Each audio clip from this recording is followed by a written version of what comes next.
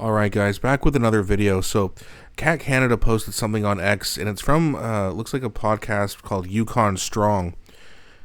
And there's some very, very important and interesting information.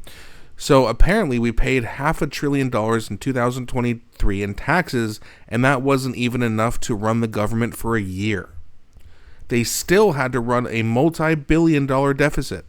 This is abuse. This is an abusive system. And it's sickening. And just wait till you hear what this young man has to say, because you're going to get really pissed off. So let's have a look, and then we'll talk about it after, like usual. How much income tax do you think Canadians paid in 2023? 100 billion. Dude, it's way worse. The total income tax that Canadians paid in 2023 was $350 billion. But wait, there's more. Because if we add the GST, the PST, the QST, all the sales taxes, it balloons to $422 billion. But that's not all the taxes the government collects, right? Excise taxes, carbon taxes, tariffs, duties, you name it. We can estimate, and this number is goddamn fucking hard to get, so this is a guesstimation here, okay? Roughly $500 billion for the year 2023 was paid by Canadians in taxes. Where the fuck did the money go? So, to top it all off, that wasn't even enough to operate the government for a year. They had to run a multi-billion-dollar deficit. That means more money that you're ultimately paying for. Roughly $19,000 per taxpayer per year, to be exact. That's your contribution to the taxation system. And what do we get for it? Not a whole lot. Healthcare system sucks. People say it's free all the time. It's not. Even though in some cases it can be a lot cheaper, you still have to wait a very long time. I needed a certain medication. This is a true story. I had to wait 2 years to get it by the time I went through the whole process. 2 years. And then I still had to pay for the medicine. In fact, I still have to pay a little bit, but now that I have better benefits at work, it's cheaper, but it's not free, and it takes forever. It's insane.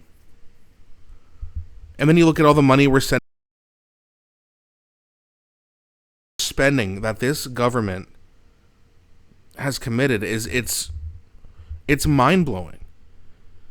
And again, you're going to have millions of Canadians who are going to vote for them again because they somehow got it in their head that it's the Conservatives that are evil. Okay? 10 years ago, I would listen to that argument. Not that the Conservatives were so much worse than the Liberals, but I always used to argue that, well, the Liberals and the Conservatives are basically the same thing. They're all bought and paid for and yada, yada, yada. And that's remained to be seen. We don't know that yet. But I'm sure Pierre's going to be at least a lot better, a lot better than what Trudeau was, or what Mark Carney currently is. It's very clear right now that one party has been infiltrated by globalists and elitists, and one party has not. And the one party that has been infiltrated is taking our money, and they're lighting it on fire. What are we getting out of it? Well, surely they could take a lot of that money and build some homes. Nope. Surely they could fix our healthcare system. Nope. If you live in Hamilton, or if you've ever been to Hamilton, go take a ride down Barton Street. They can't even fix roads. What's the tax money for? Theft. Stealing our money.